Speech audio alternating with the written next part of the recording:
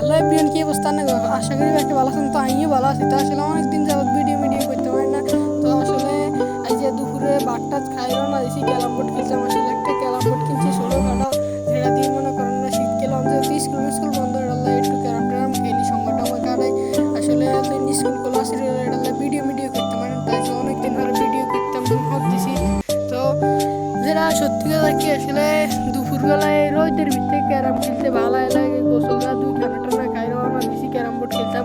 আসলে আমি carrom board খেলতে অনেক ভালো লাগে। অনেকদিন মানে ক্যারাম বোর্ড খেললাম কই আজকে অনলাইন টুলাইন যোগাইছি, ক্যারাম বোর্ডও কিনেছি, তো খেললাম।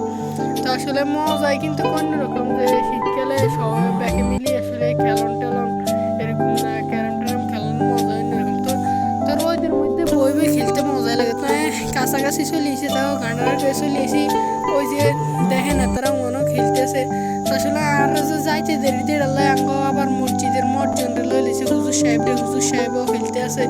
আসলে মজা বুঝেন না, এটা একটা মজা। আসলে খেলাটা যায় তো মানে কত একটা ইয়ে না। আসলে অনেক মানুষে ভাবে আবার এই খেলাটা খারাপ। আসলে খারাপ না, যেই খেলা বাজি লাগে ওই খেলাটাই খারাপ।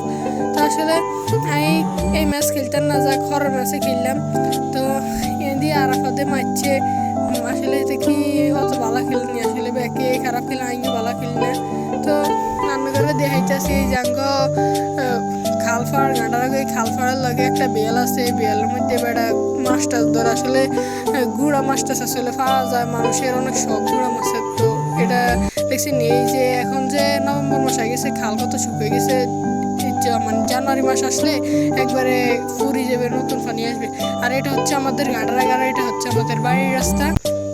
এই যে এটা হচ্ছে আমাদের মসজিদ। আসলে আমাদের মসজিদের বারিন্দার অনেক কাজের মানে অনেক কাজ করতে হবে, আসলে সেটা হয়নি এখনো। ইনশাল্লাহ খুব দ্রুত হয়ে যাবে।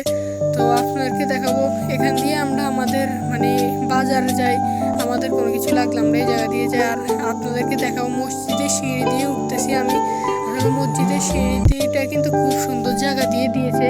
আসলে অত জায়গা ছিল না, তারপরও সুন্দর হয়েছে দেওয়াটা। তো এটা হচ্ছে আমাদের এই যে অজুখানার ছাদ, আর এটা হচ্ছে আমাদের মসজিদের পুকুর, যেটা রান্না করে দেখাইতে আসতেছি ভিডিওর মাধ্যমে। এটা হচ্ছে ইমাম সাহেবের রুম। আর ওই যে এটা হচ্ছে আমাদের মসজিদের ছাদটা। আর আপনারা বলবেন আমাদের ভিডিওতে যদি কোনো ভুল থাকে, আসলে আমরাও তো একটা ভালো ভিডিও বানাইতে পারি না। আর এটা হচ্ছে আমাদের মসজিদের মাঠ। আসলে আমরাও তো একটা ভালো ভিডিও বানাইতে পারি না, আমরা তো অত ভালো ব্লগার না, ব্লগার না। আসলে আমাকে একটু ভুল টুল ধরাই দিবেন, আমরাও তো একটা ভালো বানাইতে পারি না। আর আজকের ভিডিওটাই পর্যন্ত ছিল। আল্লাহ হাফেজ। যদি ভালো লাগে লাইক কমেন্ট সাবস্ক্রাইব করে পাশে থাকবেন।